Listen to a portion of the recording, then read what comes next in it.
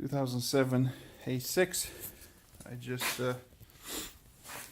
pushed it in and I jacked it up. Here's the belly pan off, and now a little inspection underneath.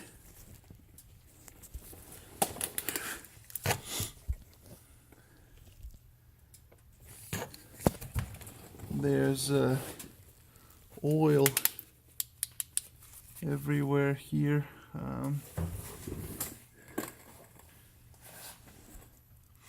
I mean, it's just splattered everywhere.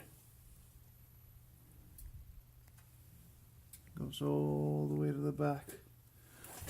It's coming from the front, most likely that oil filter housing. It looks like it's been leaking for some time.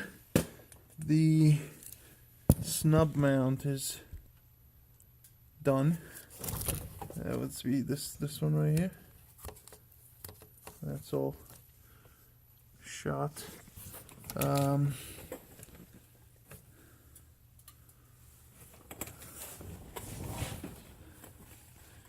see some coolant residue at the top right there, that white stuff. That's dried off coolant. I see some oil also coming from the top. You see it on that metal pipe. It goes all the way to the top. That's valve cover gaskets. Let's see on this side. This is the passenger side. Same thing. If you look right there on that hose, that looks like oil. Also, is it oil or is it coolant? It's coolant. Yeah, that's coolant. This side, more oil coming from the top.